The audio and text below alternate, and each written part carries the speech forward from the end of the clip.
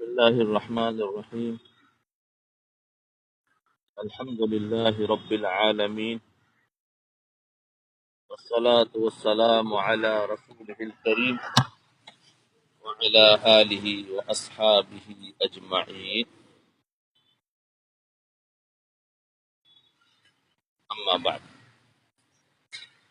دیکھو، بات چل رہی تھی اس دیواجی زندگی کے بارے میں. جی، کہ میاں بیوی کیا ہے؟ ایک گاڑی کے دو پہیے ہیں، اور ان کو اگر وہ صحیح ہے بیلنسنگ میں تو وہ گاڑی صحیح چلتی ہے اور منزل تک پہنچ جائے گی. اور اگر وہ پہیوں میں کوئی بیلنس نہیں ہے تو گاڑی یا تو راستے میں رک جائے گی اور منزل تک نہیں پہنچ سکے. اس لیے ایک دوسرے کو سمجھنا ہے اور سمجھ کر چلنا ہے. جی،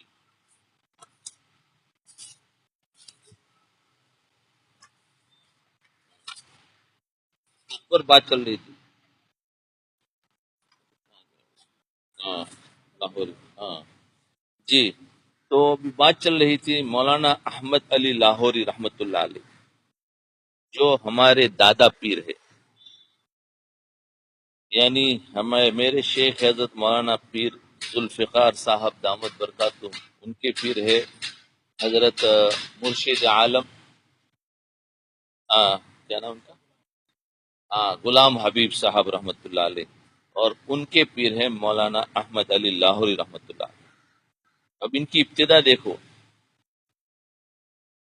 ان کا تعلق سکھ گھرانے سے تھا. آپ ابتدائی جوانی میں کلمہ پڑھ کر مسلمان ہو گئے. جی، اور دارالعلوم دیوبند میں داخلہ لیا، حتیٰ کہ آپ دور حدیث کے درجے تک پہنچ گئے. آپ یہ واقعہ خود سنایا کرتے تھے کہ جب میرے سسر کو ان کے گھر والوں نے کہا کہ اب ہماری لڑکی جوان ہے، اس لیے کوئی مناسب رشتہ تلاش کر کے نکاح کر دینا چاہیے، تو وہ پنجاب کے مدارس کے دورے پر نکلے. کیونکہ پنجابی تھے نا، سکھ لوگ پنجاب ہوتے، تو وہاں کے دورے پر نکلے مدارس کے، تاکہ انہیں اپنی بچی کے لیے کوئی عالم فاضل نوجوان مل سکے. حتیٰ کہ دارالعلوم دیوبند پہنچ گئے. جب انہوں نے دور حدیث کی کلاس کو دیکھا تو ان کی نگاہ میرے اوپر ٹک گئی، ان کے سسر کی.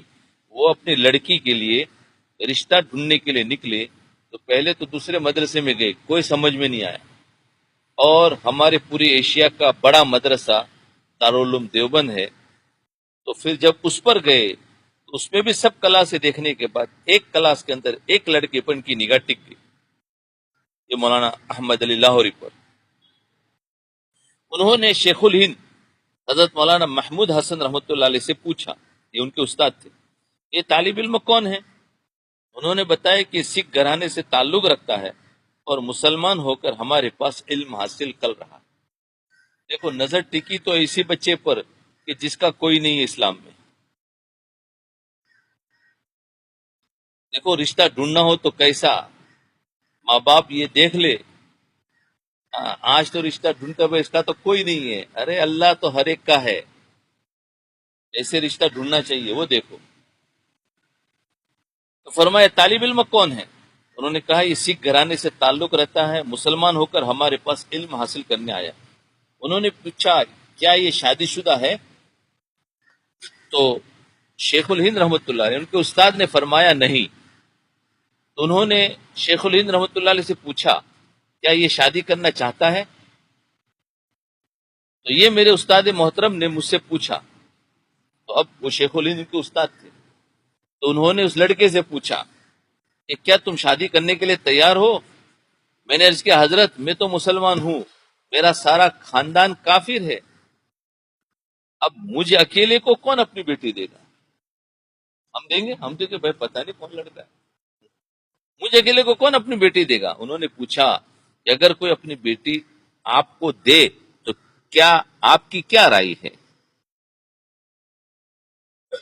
جی، تو آپ کی کیا رائے ہے؟ میں نے کہا حضرت میں اس سنت کو ضرور ادا کروں گا، میں اس کے ترک کا گناہ یعنی شادی نہ کر کے اپنے سر کیوں لوں؟ چنانچہ میرے سسر صاحب نے فرمایا کہ کل عصر کے بعد نکاح ہوگا۔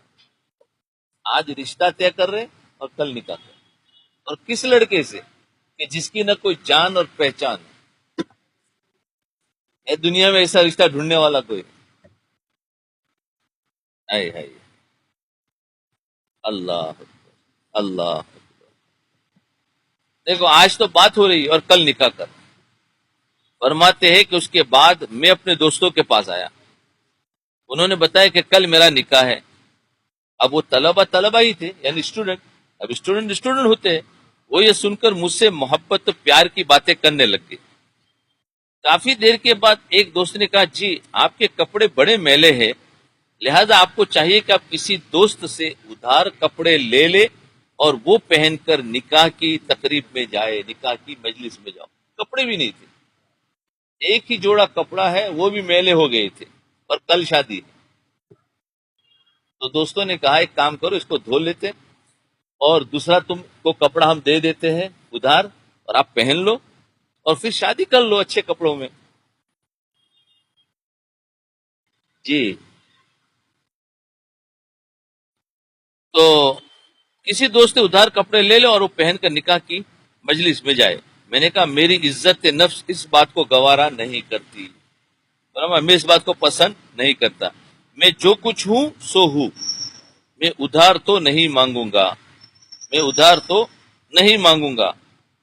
تو طلبہ بھی تو اسٹوڈنٹ ہوتے ہیں، وہ بھی منطقی ہوتے ہیں، آسانی سے نہیں چھوڑتے۔ چنانچہ وہ کہنے لگے اچھا اگر کسی دوسرے سے نہیں مانگنا تو اسی سوٹ کو دھو کر دوبارہ پہن سکتے ہو، چھوڑو چلو مت مانگو، اسی کو دھو کر پہن لو نا، پہن سکتے ہو تاکہ صاف کپڑے ہو۔ حضرت کے اپنے الفاظ ہے، خود وہ خود اپنی زبان یہ اپنا قصہ سنا رہے احمد اللہ اور تو میرے بھیڑ کوڑ یعنی میری بدبختی آ گئی۔ انہوں نے جب کہا کہ بھئی یہ کپڑوں کو دھو لو تو کہا ٹھیک ہے چلو بات مان لی۔ تو فرمایا میری تو بدبختی آ گئی کہ میں نے اپنے دوست کی بات مان لی، چنانچہ میں نے اگلے دن نیچے دھوتی باندھ لیا یعنی لنگی باندھ لیا اور کپڑے دھو لیے۔ سردی کا موسم تھا، ٹھنڈی تھی، اور اوپر سے آسمان میں بادل تھے، دھوپ نہیں۔ عصر کا وقت آ گیا، نکاح کا وقت ہے اور کپڑے تو بھی گلے ہیں، اور خالی ایک بنیان کیا ہے لنگی پہنی ہوئی ہے۔ فرمایا عصر کا وقت آ گیا، میں نے مسجد کی ایک طرف کپڑے ہوا میں یوں یوں لہرانے شروع کر دیے، سوکھ جائے تو پہن کے جاؤ، ہوا میں اس کو ہلانا شروع کر دیے اور ساتھ ہی دعائیں بھی مانگنا شروع کر دی کہ اللہ ان کپڑوں کو خشک فرما دے، اور موسم کی خرابی کی وجہ سے کپڑے خشک ہونے پر نہیں آ رہے، حتیٰ کہ عصر کی اذان ہو گئی اور کپڑے ابھی تک گیلے، اور کیا کسی اور سے مانگ کر پہننا نہیں۔ میں نے سردی کے موسم میں گیلے کپڑے پہنے اور میں تو پھر پہن لیا اور مجمع میں آ کر بیٹھ گیا، نکاح کی مجلس تھی اور مجمع میں آ کر بیٹھ گیا، لیکن میرے سسر کا دل بھی سونے کا بنا ہوا تھا۔ اس کے سسر بھی تو سسر تھے، وہ بھی کوئی اللہ والے تھے، جبھی تو لڑکے کو پہچانا ہے۔ سسر کا دل بھی سونے کا بنا ہوا تھا کہ ان کی نظر ان چیزوں پر بالکل نہیں تھی کہ یہ اس لڑکے کو میں لے رہا ہوں، اس کے پاس تو کپڑے بھی نہیں ہیں، وہ بھی گیلا کپڑا پہن کر آیا۔ اب ظاہر بات ہے تو باپ کو اور سسر کو تو ہوگا کہ بھائی کیسے بیٹی رہے گی یہاں، جس کے پاس ایک جوڑی کپڑا ہے خالی، تو بیٹی یہاں کیسی رہے گی؟ لیکن یاد رکھو اللہ سنبھالتے ہیں، اس لیے آج ہم کسی لڑکوں کو دیکھتے ہیں جس کا کاروبار کیا ہے، اس کی ڈگری کیا ہے، اس کے ماں باپ کے کتنا مال ہے، اس کا اپنا مکان ہے کہ نہیں، ہم یہ دیکھتے ہیں۔ یہ دیکھو اس کے پاس نہ مکان ہے، نہ ماں باپ ہے، نہ کوئی نہیں، نہ کپڑا ہے، کچھ نہیں ہے،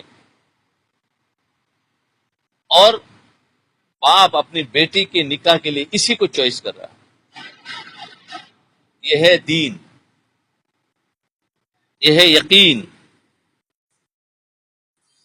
تو ابتدا کے چنانچہ فرمایا میرے سسر نے مجھے کچھ بھی نہیں کہا. دیکھا تو صحیح، انہوں نے دیکھا کہ کل بھی یہی کپڑے تھے. وہ پہچان گئے کہ کل بھی یہی کپڑے تھے اور میلے تھے، اور آج بھی وہی کپڑے ہیں اور گیلے. اس کے پاس کوئی دوسرا جوڑا بھی نہیں ہے. اس کے باوجود انہوں نے اپنی بیٹی کا نکاح کر دیا. حالانکہ اس وقت کہ بھائی نہیں چاہیے، تو آدمی کے پاس کپڑے بھی نہیں ہیں، نکاح کر دیا. اور کچھ عرصے کے بعد پھر رخصتی بھی ہوگی.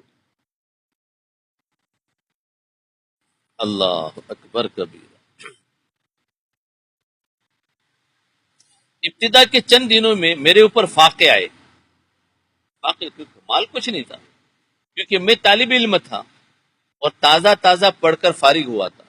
کیونکہ آخری سال تھا، بولے میں تو فارغ ہو چکا تھا نکاح کے بعد. میرے پاس فاقے آ گئے. کمائی کا کوئی ایسا سلسلہ بھی نہیں تھا. کبھی کھانے کو مل جاتا اور کبھی نہیں ملتا تھا. کچھ عرصہ میری دلہن میرے گھر میں رہی. رخصتی ہو گئی اور گھر میں کیا چل رہا ہے؟ فاقہ چل رہا ہے. اور بیٹی ابھی نہیں نکاح ہے. اور آج تو اگر کسی کے گھر میں ایک دن کا کھانا نہ پکے تو ہو بیٹی کو تو واپس بلا لیں گے، بولے تمہارے کیا گھر ہے، اور پوری برادری میں بدنام کر دیں گے. اللہ اکبر. دیکھو سمجھو دین کیا ہے، دین کیا ہے. دین پھیلانا ہے تو ایسی قربانیاں دینی پڑتی ہے، پھر اللہ ان سے کام لیتے. ابتدا ہمیشہ ایسی ہی گزرتی ہے. تو فرمایا فاقے تھے، دلہن گھر میں ہے. اس کے بعد جو اپنے والدین کے گھر گئی، شروع میں تو یہی تھی، اور فاقے دیکھے کئی کئی دنوں کے. جب اپنے گھر گئی تو اس کی والدہ نے اس سے پوچھا، جیسے آج کل عادت ہوتی ہے نا ہر ایک کی، ماں اپنی بیٹی سے پوچھتے ہے کیسا ہے. تو بیٹی نے تو بیٹی تو نے اپنے نئے گھر کو کیسا پایا؟ ماں نے پوچھا. فرماتے ہیں کہ میری بیوی تقیہ نقیہ نیک اور پاک عورت تھی. ماں نے اس کو بنایا بھی تو ایسا تھا، پاک عورت تھی.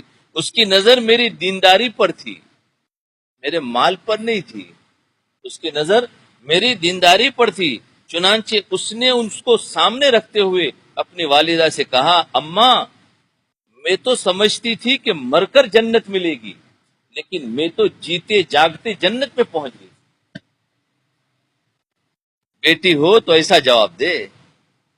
اللہ، اتنا بڑا جواب. میں تو سمجھتی مرنے کے بعد جنت ملے گی، مجھے تو جنت ابھی سے مل گئی. اللہ اکبر کبیرہ. آج تو بیٹی بھی تو خالی ماں کا پوچھنے کا دیر ہے، ذرا پوچھ لیا تو ہو پوری سٹوری سنا دی. پہلے دن سے لے کر جس دن گئی ہے پہلی مرتبہ، سارے دنوں کی سٹوری سنا. ارے سٹوری سنانے سے کچھ نہیں ہوتا، صبر سے کام لو تو پھر اللہ گھرانے کو بدل دیتا. ان کی ابتدا ہے. حضرت لاہوری رحمۃ اللہ علیہ فرمایا کرتے تھے، میرے سسر نے مجھے اس وقت پہچان لیا تھا جب شادی ہو رہی تھی، اس وقت کہ جب احمد علی نہیں تھا، اور آج تو احمد علی ہے نکاح کے بعد. ہاں، تو یہ تھی ان کی ابتدا. پھر بعد میں یہ احمد علی کیا بنے ہیں؟ بڑے بڑے علماء کے شیخ بنے ہیں، بڑے بڑے علماء. ہاں، اللہ. یہ تو ان کا تو خالی شادی کے عنوان سے شادی کا ہی خالی قصہ سنایا ہے. پھر آگے بھی بہت کچھ ہے. پھر یہ بڑے صاحب کرامت بنے، اللہ نے ان سے ذریعے سے بہت کچھ کیا ہے. اور انہوں نے ہی مولانا الیاس صاحب رحمۃ اللہ علیہ کو سب سے پہلے کندھے پر بسترا رکھ کر بولے جاؤ، جب اللہ نے کہہ دیا ہے کام لیں گے تو وہ لے گا، تم جاؤ کام کرو. یہ وہی احمد علی ہے لاہوری. یہ میں نے اپنے بزرگوں سے سنا. انہوں نے خواب بتایا، کیونکہ اس زمانے میں یہ بھی بڑے اللہ والوں میں سے تھے. انہوں نے کہا کہ لاؤ ان کو جا کر ہم بتاوے. تو کہا میری سمجھ میں نہیں آتا میں کیسے کام کروں. تو انہوں نے بسترا ڈالا، بولے جاؤ اللہ کام لے لے. سب سے پہلے انہوں نے ڈالا تھا بسترا ان کے کندھوں پر، جاؤ کام کرو. اور بہت ساری ان کی کرامتیں، اللہ نے اسے خود دین کا کام دیا. جب انسان شادی شدہ بن جاتا ہے تو اللہ تعالیٰ اس کی عبادت کا اجر بڑھا دیتے، کیونکہ ذمہ داری بڑھ گئی تو ذمہ داری بڑھنے کے بعد جب عبادت کرتا ہے تو مجاہدہ زیادہ ہوا، اور جب مجاہدہ زیادہ ہوتا ہے تو پھر اجر بھی بڑھا دیا جاتا ہے، اور ساتھ ساتھ میں ایمان بھی بڑھتا ہے، کیونکہ ایمان کے لیے مجاہدہ شرط ہے۔ تو پہلے اکیلا تھا نماز پڑھتا تھا، اب بیوی ہے نماز پڑھتا ہے، تو پھر مجاہدہ ہوا نا، اس کو چھوڑ کر آیا، تو اب اس پر اس کو اجر ملتا ہے، اس کا ایمان بھی بڑھتا ہے۔ سبحان اللہ۔ چنانچہ علماء نے لکھا ہے کہ جب انسان نکاح کر لیتا ہے اور ازدواجی زندگی گزارتا ہے، اس کو ایک نماز ادا کرنے پر اللہ تعالیٰ 21 نمازوں کا ثواب عطا فرما دیتے۔ ایسا کیوں؟ اس لیے کہ انسان حقوق اللہ تو پہلے بھی ادا کر رہا تھا، اب حقوق العباد کو نبھاتے ہوئے حقوق اللہ پورا کرے گا۔ جی، تو اللہ تعالیٰ اس کی عبادت کا ثواب بڑھا دیں گے۔ گویا نکاح کے بعد عبادت کا ثواب بڑھا دیا جاتا ہے۔ سبحان اللہ، سبحان اللہ۔ جب نکاح کیا جاتا ہے تو لڑکے والے لڑکی میں کچھ صفات دیکھتے ہیں، اور لڑکی والے لڑکے کے اندر کچھ صفات دیکھتے ہیں۔ آئیے ذرا ان کا جائزہ لیں، کیا کیا صفات دیکھتے ہیں اور ہم کیا دیکھتے ہیں، یہ دیکھ لو ذرا۔ بھائی ہر ایک کی جوان بیٹے بھی ہوں گے، بیٹیاں بھی ہوگی، تو جس کو اگر بیٹی چاہیے، لڑکی چاہیے، تو کس صفات کو دیکھے، اور جس کو لڑکا چاہیے تو کس صفات کو دیکھے۔ شریعت کیا ہے تو وہ شریعت کو سمجھے، اور اس کے مطابق پھر ہم اپنی بیٹی اور بیٹے کا نکاح کروائیں۔ فرمایا یہ ایک مسلم حقیقت ہے کہ جس کسی کو اچھا جیون ساتھی مل جائے، جیون ساتھی یعنی اچھے زندگی کا ساتھی، یعنی اچھی بیوی مل جائے، تو وہ یقیناً خوش قسمت انسان ہے۔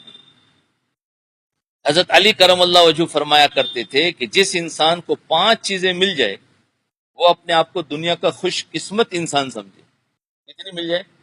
5 چیزیں۔ ذرا دیکھ لیں کہ ہمیں ملی کہ نہیں ملی۔ نہیں ملی تو انا لیلا نہیں پڑھنا۔ جس شخص کو اپنے آپ کو یعنی 5 چیزیں مل جائے وہ اپنے آپ کو دنیا کا خوش قسمت انسان سمجھے۔ وہ 5 چیزیں بھی سن لے کیا کیا ہے۔ ایک تو شکر کرنے والی زبان، یہ تو ہمارے پاس ہے کہ آج ہر وقت نہ شکریہ، کچھ بھی نہیں۔ شکر کرنے والی زبان، شکر کے بارے میں بہت کچھ پہلے بتا دیا ہے۔ شکر کرنے والی زبان یہ اللہ تعالیٰ کی بڑی نعمت ہے، چاہے کیسے بھی حالات ہو کہ اللہ تیرا شکر۔ ایک نعمت کی کمی ہے لیکن دوسری ہزاروں نعمتیں ہیں۔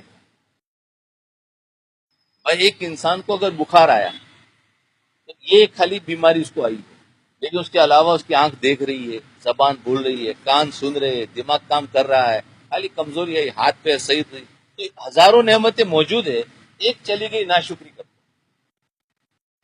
تو انسان کی نظر ہمیشہ جو نعمت گئی اس پر نہیں، دوسری طرف اپنے دماغ کو لگائے گا تو شکر ادا ہو۔ تو فرمایا شکر کرنے والی زبان یہ اللہ تعالیٰ کی بڑی نعمت ہے۔ آج تو اکثر لوگوں کا یہ حال ہے کہ اللہ تعالیٰ کی نعمتیں کھاتے کھاتے دانت گر جاتے ہیں، نعمتیں کھاتے کھاتے دانت گر جاتے ہیں، گس جاتے ہیں، مگر اس کا شکر ادا کرتے کرتے زبان نہیں گستی، شکر نہیں کرتی۔ جی، شکر نہیں۔ مثال مشہور ہے کہ جس کا کھائے اس کے گیت گائے، مثال ہے نا، مثال کہ جس کا کھائے اس کے گیت گائے، تو کس کا کھا رہے بھائی ہم؟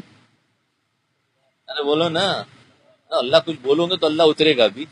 ارے کس کا کھا رہے؟ اللہ کا کھا رہے، تو پھر اللہ کو گائے، کھا رہے تو اللہ کا اور گاتے نہیں۔ ذکر کرنے والا دل، دوسری چیز پہلا تو کیا ہے؟ شکر کرنے والی زبان، اور دوسری چیز ذکر کرنے والا دل، ذکر کرنے والا دل۔ تو دل تو ہمارے پاس ہے، تو دل کو بھی ذکر کرنے والا بنانا ہے۔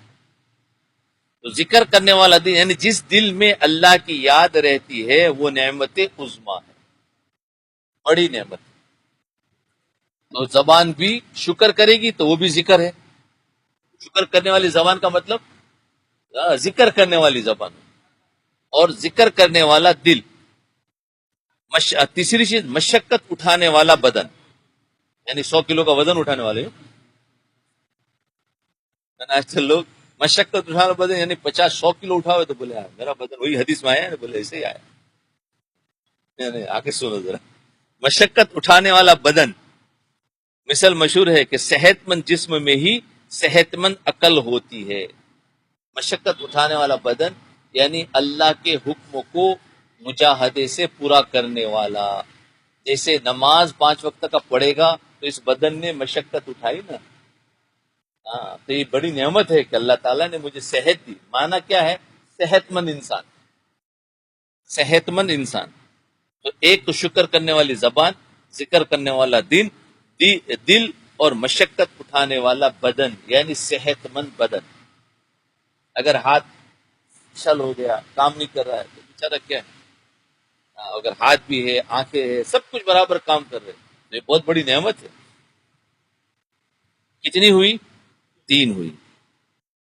اور چوتھی چیز وطن کی روزی، اپنے ملک کی، اپنے علاقے کی، اپنے گاؤں کی روزی.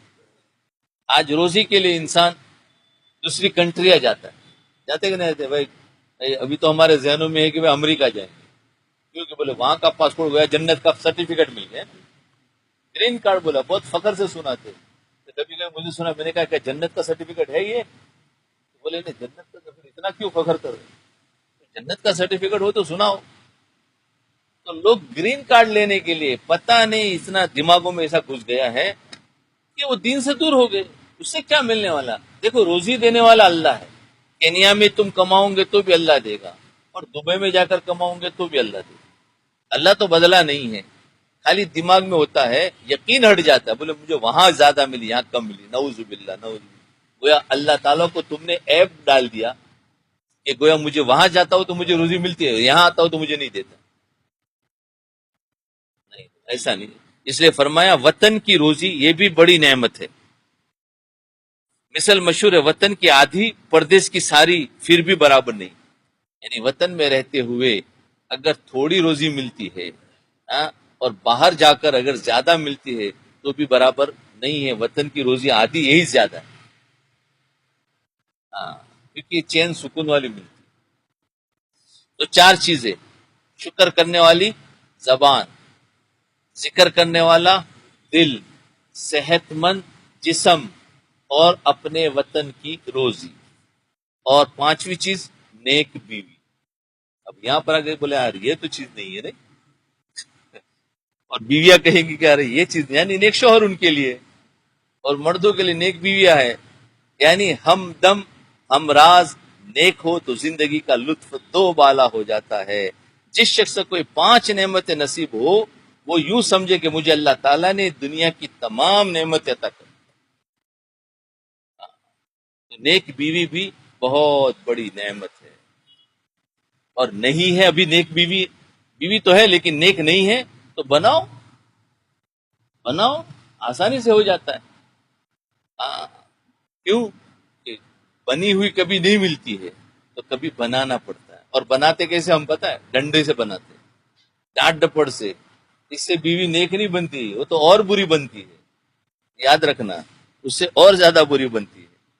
بلکہ اس کو پیار محبت سے کسی عالم کے پاس بیٹھ کر اس سے باتیں لے کر بناؤں گے تو بیوی بہت جلدی نیک بن جاتی ہے. جب وہ نیک بنے گی تو ہماری اولاد بھی نیک بنے گی اور ہمارے خاندان بن جائیں گے.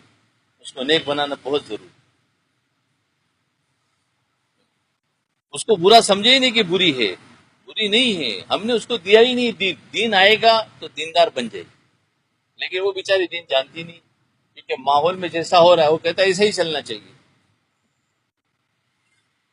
تو وہ بیوی کو سمجھ جائے. تو کتنی 5 نعمتیں ہیں. جس کو مل گئی اس کا کیا فائدہ ہوا؟ اس کو دنیا کی ساری نعمتیں ملی. خوش قسمت انسان ہے. حدیث ہے. اب فرمایا بیوی اگر لینا ہے تو کیسی لو؟ جنہوں نے لے لیا وہ تو رکھنے، یہ تو جس کو بھی نیا کرنا ہے اس کے لیے. حدیث پاک میں آیا ہے کہ امام بخاری رحمۃ اللہ علیہ ابو ہریرہ رضی اللہ عنہ کی روایت نقل کرتے ہیں، تنکح المرأۃ لاربع، عورت سے 4 وجوہات سے نکاح کیا جاتا ہے. سے نکاح 4 مقصد سے کیا جاتا ہے. لمالہا ولحسبہا ولجمالہا ولدینہا فاظفر بذات الدین تربت یداک. یعنی اگر تمہیں اپنے بیٹوں کے لیے لڑکی چاہیے تو اس میں کیا صفات دیکھنا ہے وہ بتا رہے، اور ہم کیا دیکھتے ہیں وہ دیکھ. تو فرمایا اول مال کی وجہ سے نکاح کیا جاتا ہے. بیٹے میں مال بھی دیکھو، کہ کوئی مالدار گھرانہ ہو تو لوگ نکاح کا پیغام بھیجتے، لوگ یہ دیکھتے ہیں کہ چلو کاروبار ہی کروا دیں گے، جہیز میں کوئی گھر لے کر دیں گے، اور کار تو کہیں گئی ہی نہیں ہے. یعنی لوگ نکاح کرتے ہیں تو پہلے بیٹی جو لڑکی لاتے کہ وہ مال ہے کہ نہیں ہے. کیوں کہ وہ گھر مالدار ہوگی تو گھر ملے گا جہیز میں، ہاں، اور دوسرا سامان ملے گا، کچھ نہیں تو کم سے کم گاڑی تو چاہیے، گاڑی نہیں ہو تو پھر نکاح ہی نہیں ہوتا ہے. اب آج کل الٹا ہو گیا، گاڑی تو شوہر کو دینی چاہیے بجائے اس کی بیوی سے گاڑی لیتے ہیں، ہے کہ نہیں؟ گھر بھی شوہر کو دینا چاہے تو بولے مالدار کے لیے تو گھر دے تو نکاح ہوگا. استغفر اللہ، نکاح مہنگا ہو گیا. ارے ہو رہا ہے کہ نہیں ہو رہا ہے ایسا؟ تو فرمایا مال کی وجہ سے نکاح کیا جاتا ہے، کہ کوئی مالدار گھرانہ ہو تو لوگ نکاح کا پیغام بھیجے کہ چلو کاروبار ہی کروا دیں گے، جہیز میں کوئی گھر لے کر دے دیں گے، کار تو کہیں گئی نہیں ہے. تو فرمایا لمالہا، اس کے مال کی وجہ سے اس سے نکاح کرتے. تو تم اس سے لڑکی کو لے رہے تو مال کی وجہ سے نکاح کر رہے، شریعت کے حکم کی وجہ سے نکاح نہیں کرتے. دوسری وجہ فرمائی ولی حسب بھی، کہ اس کے حسب اور نسب کی وجہ سے نکاح کرتے، یعنی گھرانہ کون سا ہے، خاندان کون سا ہے، اونچے خاندان کی وجہ سے نکاح کرتے ہیں. اور تیسری وجہ فرمائی ولی دین، اس کی نیکی اور دینداری کی وجہ سے ہاں نکاح کیا جاتا ہے. تو فرمایا کہ میں تمہیں اس بات کی نصیحت کرتا ہوں کہ تم اپنے لیے دین کی بنیاد پر رشتوں کو تلاش کرو. دنیا میں جتنے رشتے کرتے ہیں تو کوئی مال دیکھ کر رشتہ کرتا ہے، مال ہے تو ٹھیک ہے رشتہ کرتا، مال نہیں ہے تو نہیں کرتا. اور کوئی دیکھتا ہے مال بھی ہو پھر خاندان بھی ہو، خاندان اونچا ہے کہ نہیں ہے، ہاں تو اگر وہ ہو تو کروں گا. اور کوئی ہوتا ہے کہ مال بھی دیکھتا ہے، خاندان بھی دیکھتا ہے، اور دینداری بھی دیکھتا ہے، تو بہت اچھی چیز ہے. لیکن فرمایا اگر کسی کے پاس مال نہیں ہے، حسن خوبصورتی بھی نہیں ہے، اور اس کے پاس خاندان بھی نہیں ہے، لیکن اگر دین ہے تو فرمایا تم دیندار لڑکی کو لے لو، کوئی بات نہیں. اگر تینوں چیزیں نہیں ہے تو کوئی بات نہیں. لیکن آج ہم کا دین نہیں ہے، کوئی بات نہیں، مال ہے چلے گا، آپ لوگوں قبول ہے. ارے ہے کہ نہیں بتاؤ؟ اگر خوبصورت ہے تو قبول ہے، چاہے دین کچھ بھی نہیں جانتی ہے. یا دنیاوی کوئی ڈگری ہے تو ٹھیک ہے، اور دین کچھ بھی نہیں ہے تو کوئی بات نہیں. آج ہماری چوائس ایسی ہو گئی، اور شریعت کہتی ہے کہ دینداری کے ساتھ میں اگر خوبصورتی بھی ہو، خاندان بھی ہو، مال ہو تو اچھا ہے. لیکن اگر تینوں چیزیں نہیں ہیں، صرف دینداری ہے، تو فرمایا تم دین کی وجہ سے قبول کرو، یہ اصل سنت اللہ کے نبی فرمایا. اب دینداری کا معیار کیسے لگانا، اب اس پر تو میں ابھی بات نہیں کر سکتا، شاید ہو سکتا ہے پوری کتاب میں سب آئے گا کہ دینداری دیکھنی ہو تو کیسے دیکھی جائے. ہم تو کہتے ہیں ہاں نمازی ہے تو پکڑ لیا، دینداری بھی دیکھنی ہے تو کیسے، کیونکہ ہم جتنے دیندار ہیں اتنا دیندار ان کے اندر دیکھیں گے. اب میں نمازی وہ نمازی تو ہو گئے دیندار. نہیں. جی. تو فرمایا نصیحت کرتا کہ تم اپنے لیے دین کی بنیاد پر رشتوں کو تلاش کرو. جب بنیاد ہی کمزور ہوگی تو زندگی کیسے نبھے گی. جس نے فقط خوبصورتی کو دیکھا، جس نے فقط خوبصورتی کو دیکھا، تو بتائیے شکل کی خوبصورتی کتنے دن رہتی ہے؟ بھائی شکل کی خوبصورتی چند دن رہے گی، اس کے بعد تو خوبصورتی ختم ہو جاتی ہے. یہ چند سال کی بات ہے. جوانی ہمیشہ تو نہیں رہتی ہے. جس کی بنیاد ہی کمزور ہوگی اس پر بننے والا گھر بھی کمزور ہوگا. ہاں، اس لیے خوبصورتی کی بنیاد پر شادی نہیں کرنی ہے. جو لوگ اسی بنیاد کو بنا کر کرتے ہیں پھر بعد میں پچھتاتے. نیکی اور شرافت ایسی چیز ہے جو وقت کے ساتھ ساتھ بڑھتی چلی جاتی، اور دینداری ایسی ہے کہ جیسے وقت گزرے گا دینداری بڑھتی ہے، اور خوبصورتی ایسی ہے جیسے وقت گزرے گا خوبصورتی کم ہوتی ہے کہ نہیں؟ تو کون سی چیز لینا چاہیے جو بڑھے؟ وہ جتنی عمر بڑھتی ہے اتنی دینداری بڑھتی ہے، اور خوبصورتی میں جتنی عمر بڑھتی اتنی خوبصورتی کم ہوتی ہے. تو ہم نے پہلے ہی ایسی غلط چیز لے لی. تو فرمایا اس پر بننے والا گھر بھی کمزور ہوگا. نیکی اور شرافت ایسی چیز ہے جو وقت کے ساتھ ساتھ بڑھتی چلی جاتی ہے، اس لیے اس بنیاد پر جو گھر بنے گا وہ ہمیشہ مضبوط سے مضبوط تر ہوتا چلا جائے گا. نیکی اور دینداری کی بنیاد پر بیویوں کو تلاش کرو، اس لیے کہ خوبصورت عورت کا خاوند جب اسے دیکھتا ہے تو اس کی آنکھیں خوش ہوتی ہے، اور نیک سیرت عورت کا خاوند، نیک عادت والی عورت کا خاوند جب بھی اسے دیکھتا ہے تو اس کا دل خوش ہوا کرتا ہے. تو آنکھوں کو خوش کرنے کے بجائے اپنے دلوں کو خوش کیا. بھائی ایک عورت خوبصورت ہے تو جب بھی شوہر اس کو دیکھے گا تو اس کی آنکھیں خوش ہوگی، دل خوش نہیں ہوگا، کیونکہ اخلاق تو اس کو آتے نہیں. لیکن جو اخلاق اور دیندار والی ہوگی تو وہ جب بھی اس کو دیکھے گا تو اس کا دل خوش ہو جائے گا کہ ماشاءاللہ دیکھو. کیوں کہ اس کے اندر اخلاق ہوں گے، اس کے اندر دین ہوگا، تو وہ نرمی سے بات کرے گی اور وہ اچھے اخلاق سے پیش آئے گی تو شوہر کا دل خوش ہو جائے گا. تو دل کو خوش کرنا ہے، آنکھوں کو خوش کرنا ہے؟ دل کو خوش کرنا ہے، کیونکہ دل خوش ہو گیا تو پھر سب کچھ خوش ہو جائے گا. اور اگر دل ہی ناراض ہے تو پھر آنکھیں بھی ناراض، ہاتھ بھی ناراض، سب چیز ناراض. فرمایا الدنیا متاع، الدنیا متاع وخیر متاعها المرأة الصالحة. فرمایا دنیا، یہ حدیث ہے، دنیا ایک متاع ہے، سامان ہے، اور اس دنیا کی سب سے قیمتی متاع، سب سے قیمتی سامان نیک بیوی. گویا اللہ تعالیٰ جسے نیک بیوی عطا کرے وہ سمجھے کہ مجھے دنیا کی بہت بڑی نعمت مل گئی. جس کو اللہ نیک بیوی عطا کرے وہ سمجھے کہ مجھے دنیا کی بہت بڑی نعمت مل گئی. انما الاعمال بالنیات، اعمال کا دار و مدار نیت پر. جب نیت میں مال ہوگا تو آپ دیکھیں گے جھگڑے کھڑے ہوں گے. نیت میں مال ہوگا تو مال میں جھگڑا ہے، یاد رکھنا. مال میں کیا ہے؟ ہاں، جب بھی کسی کے پاس مال آئے گا وہ جھگڑوں میں پھنسے گا، ہے کہ نہیں؟ مال میں جھگڑا ہے اور دین میں جھگڑا نہیں ہے. جب بھی کسی کے پاس دین آئے گا تو جھگڑوں سے ہٹے گا. تو تم وہ بیوی جو لائے وہ دیندار ہے تو جھگڑا نہیں کری، اگر مالدار ہے تو تم جھگڑو گے، کیونکہ اس کے پاس مال ہے تو اس کو اکڑ ہوگی اپنی اور تمہاری اکڑ ہے اپنی، اب دونوں جھگڑ رہے، ہے کہ نہیں؟ کیونکہ مال ہوگا تو اکڑ تو ہوگا. ویسے ہی عورتوں میں تکبر ہوتا ہے اور مال ہوگا تو زیادہ تکبر. اب عورتیں ناراض ہو جائیں گے، بولے ہم کو تکبر، ارے مردوں میں بھی ہوتا ہے، ناراض نہیں ہونا. تو فرمایا مال میں جھگڑا ہے. تو فرمایا آپ دیکھیں گے جھگڑے کھڑے ہوں گے، صرف حسب نسب کی وجہ سے نکاح اگر ہوا ہو خاندان کو جھگڑے کھڑے ہوں گے.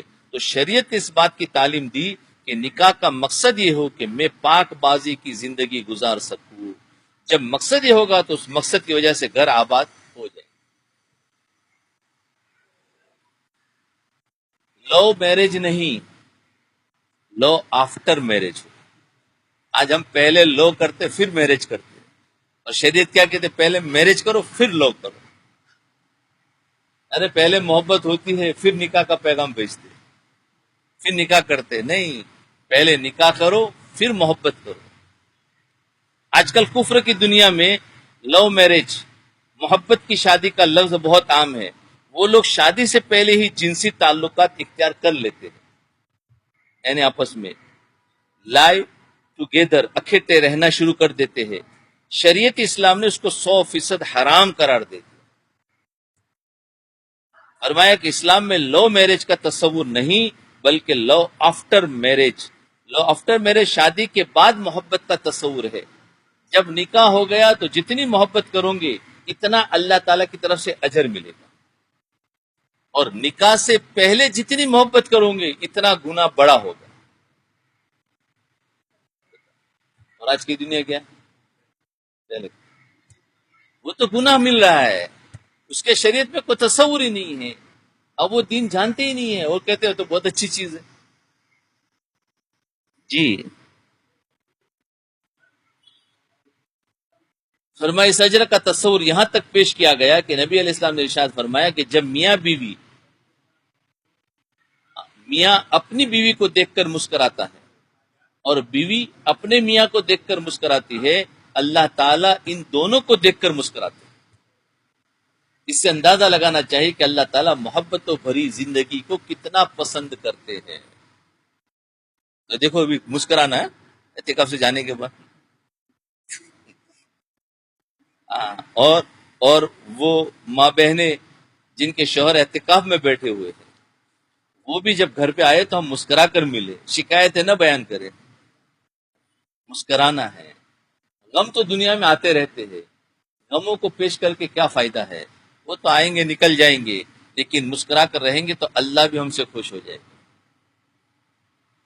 شریعت نے شادی کا معاملہ فقط لڑکے اور لڑکی پر نہیں چھوڑا. شریعت نے شادی کا معاملہ صرف لڑکے اور لڑکی پر نہیں چھوڑا، بلکہ بات سمجھائی کہ یہ دو انسانوں اور دو جسموں کا ملاپ نہیں، دو انسان اور دو جسم کا ملاپ نہیں، بلکہ دو خاندانوں کا ملاپ. یہ دو انسانوں کا جوڑ نہیں ہے، دو خاندانوں کا جوڑ ہے، دو خاندانوں کا جوڑ ہے. کفر کی دنیا میں شادی کفر کہ دنیا میں شادی دو جسموں کا جوڑ ہوتا ہے، غیر ایمان والوں میں تو دو جسموں کا جوڑ ہے، اور دین اسلام میں شادی دو خاندانوں کا جوڑ ہے. اس لیے کہ لڑکے اور لڑکی کی عمر میں نا تجربہ کاری ہوتی ہے، کیونکہ دونوں ابھی دنیا دیکھی ہوئی نہیں ہوتی، ان کو ایکسپیرینس نہیں ہوتا ہے، تجربہ نہیں ہوتا ہے، وہ ایک دوسرے کو صحیح طرح نہیں سمجھ سکتے، جذباتیت غالب ہوتی ہے. ممکن ہے ان کو فیصلہ کرنے میں غلط فہمیاں ہو اور کل ان کو مصیبتیں اٹھانی پڑے. تو ماں باپ چونکہ زندگی گزار چکے ہوتے ہیں، ماں باپ چونکہ زندگی گزار چکے ہوتے ہیں، اس لیے وہ اپنے تجربے کی بنیاد پر بہتر فیصلہ کرنے کی پوزیشن میں ہوتے ہیں. لیکن دونوں گھڑے میں گر سکتے ہیں، لیکن صحیح رہنما وہی ہوتا ہے. ایک صحیح رہبر وہی ہوتا ہے جو اس سے راستے سے چل چکا ہو جس راستے پر تم چلنا چاہتے ہو. تو ماں باپ چل چکے ہوتے تو ہم ان کی رہبری میں چلیں گے تو ہم بھی پار کر جائیں گے، کیونکہ ہمارے لیے راستہ نیا ہے، ان کے لیے راستہ پار ہو چکا. اس لیے شریعت نے کہا کہ لڑکے اور لڑکی کو چاہیے کہ شادی کے معاملے میں ماں باپ کی تجویز کو بھی زیادہ وزن دے، ان کو موقع دے. یعنی اگر لڑکی کو پسند کرنا ہے یا لڑکے کو لڑکی یا لڑکی کو لڑکا پسند کرنا ہے تو خود پسند نہ کرے، ماں باپ کو اس میں داخل کرے، کیونکہ وہ سمجھ سکتے ہیں اور ہم جذباتی ہیں، ہم کس بنیاد پر فیصلہ کر دیں گے، اور ماں باپ سمجھ کے فیصلہ کریں. اس لیے فرمایا چوائس ماں باپ کی لگاؤ تو زیادہ بہتر ہے. وہ چناؤ کرے اور چننے کے بعد لڑکے اور لڑکی سے بھی پوچھا جائے. اگر دو چار پرابلمز موجود ہے تو لڑکے اور لڑکی کو ان میں چوائس کرنے کا اختیار کر دیا جائے، منتخب. اسی طرح جب سب مل کر کریں گے تو پھر ایک ایسا کام ہوگا کہ جس میں سب کی منشا اور رائے بھی شامل ہوگی، اور تجربے کی وجہ سے دھوکہ کھانے کے بھی چانس کم ہوں گے. جی کفر کی دنیا میں لڑکا لڑکی مل کر شادی کرتے ہیں، یہ دونوں آپس میں کر لیتے، بڑوں کا اس میں کوئی مشورہ شامل نہیں ہوتا. اس لیے آج کل کی گورنمنٹ نے کیا کہا، بھائی اب اس کو اختیار ہے، وہ جیسا چاہے کرے. یہ کیا ہے، دین سے بھگا رہے. ہاں ورنہ اسلام میں کیا تھا، بھائی ماں باپ کی بات مان کر چلو. اور آج حکومتوں نے کیا کہا، بھائی نہیں، ماں باپ اس میں آئیں گے تو ہم ان کو پکڑیں گے، ان کی عمر ہو گئی ہے اب یہ اپنے حساب سے کریں. تم ان کے لیے زبردستی نہیں کر سکتے، قانون بن جاتا. تو فرمایا اس لیے کفر کی دنیا میں کیا ہے، وہ آپس میں کر لیتے. اس لیے وہاں پر ایک ایک دو دو سال شادی سے پہلے اکٹھے رہنے کے باوجود، حالانکہ شادی سے پہلے ایک دوسرے کو سمجھتے ہیں، رہنے کے باوجود جب شادی کرتے ہیں تو جلد ہی طلاق کی نوبت آ جاتی. ہاں. اب ذرا غور کیجیے کہ جس معاشرے میں 90% عورتوں کو طلاق ہو جائے، بھلا اس کے دل کو سکون کہاں ملے گا؟ دھکے کھاتی پھرتی ہے، کبھی ادھر للچا کے دیکھتی ہے، کبھی ادھر، اپنے آپ کو بے سہارا محسوس کرتی ہے، مگر دین اسلام میں کمزوری کو سامنے رکھتے ہوئے، دین اسلام میں کمزوری کو سامنے رکھتے ہوئے عورت پر شفقت فرمائی اور اس کو یہ پروٹیکشن دے دی کہ نہیں، نکاح کے ذریعے خاوند تمہارے ذمہ دار بنے گا اور تمہارے ماں باپ اس میں شریک ہوں گے، لہذا وہ تمام رشتے جن میں ماں باپ بھی نیک اور دیندار ہو اور نیکی اور دینداری کو سامنے رکھے، لڑکا اور لڑکی بھی اپنی نیکی کو سامنے رکھے اور پھر رشتہ دین پر طے ہو، تو ایسے تمام گھرانوں کے اندر سکون ہوتا ہے، محبتیں ہوتی اور پیار ہوتا جی۔ تو یہ دیکھو ان باتوں سے کیا ہے، یہ دین ہے، کیونکہ اس لائن کا دین کوئی سکھاتا نہیں، یہ لائن کا ایک دین ہے کہ ہمارے پاس بھی جوان بچے اور بچیاں ہیں، اب ان کا آگے مستقبل کیسے کرنا ہے، تو اس کے لیے اگر ہمیں سمجھ میں نہ آئے تو ایسے علماء کرام سے، اللہ والوں سے پوچھے کہ کیسے رشتہ جوڑے، کہ ہم تو تکلیف برداشت کر لی، کم سے کم یہ اولاد تو سکھ میں رہے، تو اس طریقے سے کام ہوتا ہے بھائی، رواجی طریقے سے نہیں چلا جاتا۔ لوگ تو تانا دیں گے، ان کی مانوں گے تو بھی تانا دیں گے، ان کی نہیں مانوں گے تو بھی دیں گے، ان سے تو ہمیں کیا کرنا ہے، اس سے مخلوق پر نظر نہیں کرنی۔ فرمایا نیک بیوی کی چار نشانیاں ہیں، نیک بیوی کی کتنی نشانیاں؟ چار نشانیاں۔ نبی علیہ السلام نے نیک بیوی کی چار نشانیاں بیان کر۔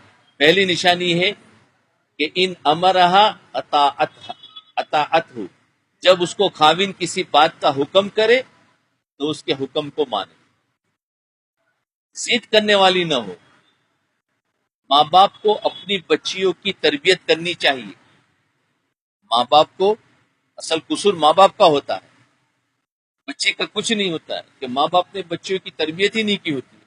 فرمایا ماں باپ کو اپنی بچیوں کی تربیت کرنی چاہیے اور سمجھانا چاہیے کہ تم نے خاوند کے پاس جانا ہے تو ضد نہ کرنا، اپنی بات منوانے کے بجائے اس کی مان کر زندگی گزارنا، اسی میں برکت ہوتی ہے، یہ بات ضرور سمجھانی چاہیے، کیونکہ میاں بیوی کا ناز و انداز کا ایک تعلق ہوتا ہے اور لڑکیاں اکثر چھوٹی چھوٹی بات پر ضد کرنے لگ جاتی ہیں۔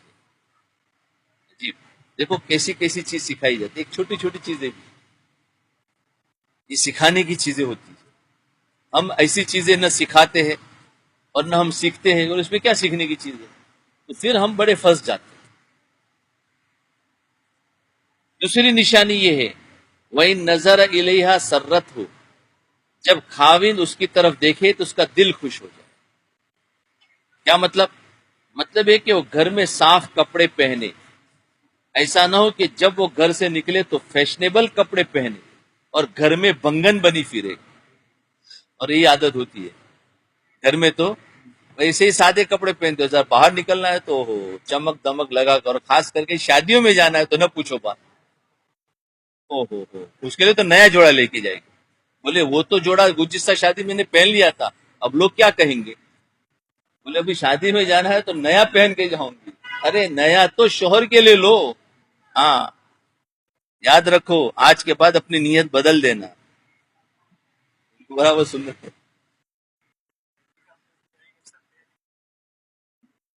تو گھر میں تو بنگن بنی پھرتی ہے، اور جب باہر نکلنا ہو تو فیشنیبل کپڑے پہنے، ارے یہ بھی نہ ہو کہ گھر میں گندگی ہی گندی سی بنی رہے اور اس کے بدن سے بو آ رہی ہو، اور باہر نکلے تو خوشبو لگا کر نکلے، شریعت نے اس کو پسند نہیں کیا۔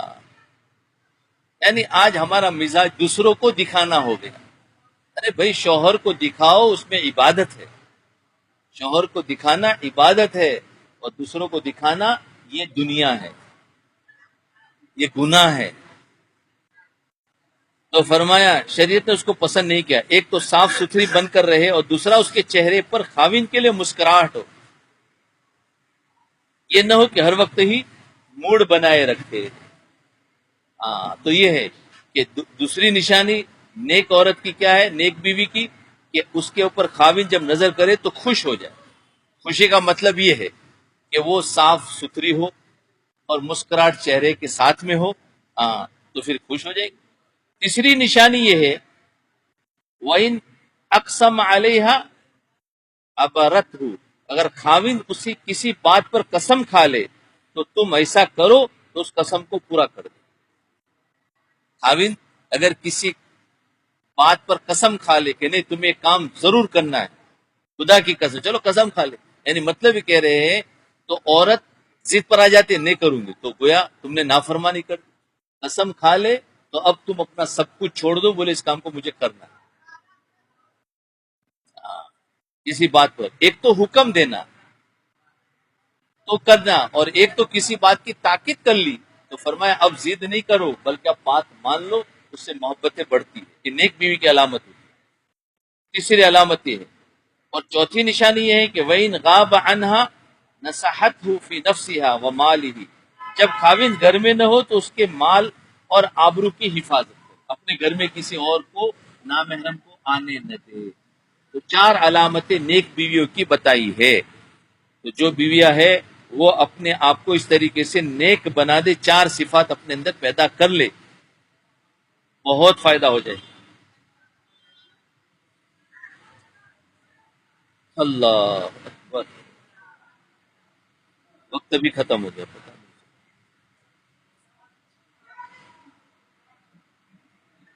چلو ایک بات پڑھ کے ختم کرتا. دنیا کی بہترین عورت.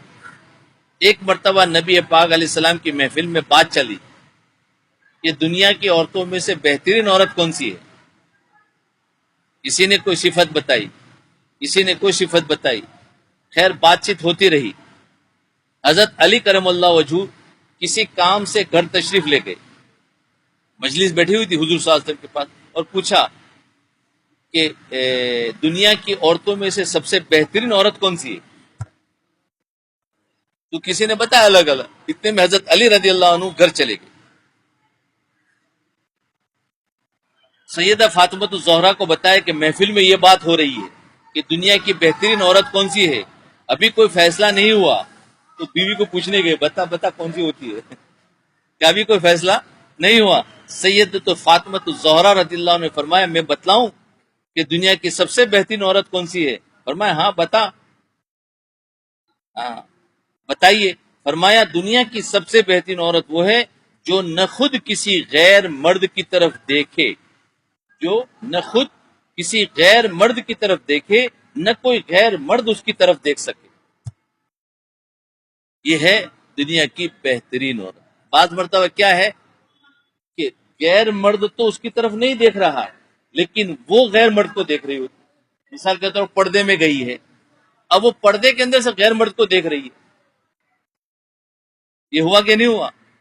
تو وہ پردہ تو پردہ ہوتا ہے لیکن پردے کے اندر بھی پردہ ہے. سمجھے؟ یہ آج عام بیماری ہے کہ پردہ تو اوپر سے، اب غیر مرد تو اس کو نہیں دیکھ رہا لیکن وہ اندر سے غیر مرد کو دیکھ رہی ہے. اب بعض مرتبہ بعض بیویاں ہے کہ بغیر پردے کے باہر نکلی ہے، ان کی نظریں نیچی ہے لیکن غیر مرد ان کو دیکھ رہے. تو اس لیے دونوں صفت بتائی کہ نہ وہ کسی کو دیکھے نہ کوئی اس کو دیکھے. سمجھ گئے بات اچھی طریقے سے؟ یہ ہے. تو فرمایا بہترین عورت وہ ہے جو نہ خود کسی غیر مرد کی طرف دیکھے نہ کوئی غیر مرد اس کی طرف دیکھ سکے. حضرت علی رضی اللہ عنہ محفل میں واپس تشریف لائے. حضور اکرم صلی اللہ علیہ وسلم سے عرض کیا یا رسول اللہ صلی اللہ علیہ وسلم، میری اہلیہ نے دنیا کی بہترین عورت کی پہچان بتائی کہ جو نہ خود کسی غیر محرم کو دیکھے نہ ہی کوئی غیر محرم اسے دیکھ سکے. حضرت نبی علیہ السلام نے فرمایا فاطمہ بضعۃ منی، کہ فاطمہ تو میرے جگر کا ٹکڑا ہے. اللہ اکبر. ابھی تھوڑی سی ہی بات ہوئی، وقت ختم ہو گیا. اللہ ہمیں عمل کی توفیق عطا فرمائے. دیکھو ایک تو بتایا کہ نیک بیوی کی چار نشانیاں، وہ یاد رکھے. دوسرا جس کو پانچ چیزیں مل گئی اس کو دنیا کی تمام نعمتیں مل گئی. ہاں. پھر تیسری چیز بتائی کہ فرمایا اگر بیوی ڈھونڈنی ہے تو کیسی ہو، اس میں کیا دیکھنا چاہیے، دین کو دیکھنا چاہیے. ہاں. اور نکاح کے بعد جو انسان عبادت کرتا ہے اس میں اجر بڑھ جاتا ہے. ٹھیک ہے. اللہ ہمیں عمل کی توفیق عطا فرمائے. تھوڑی دیر مراقبہ کریں.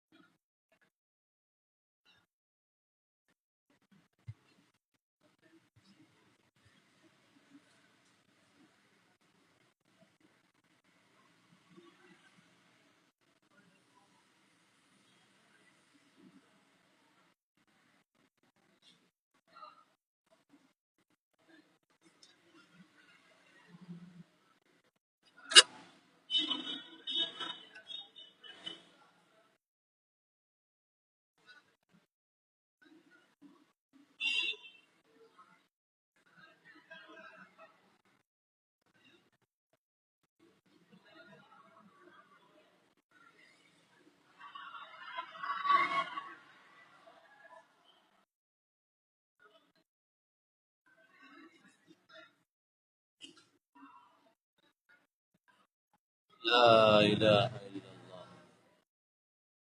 أنت تلد اللهم صل على سيدنا محمد وعلى آل سيدنا محمد وبارك وسلم. ربنا آتنا في الدنيا حسنة وفي الآخرة حسنة وقنا عذاب النار.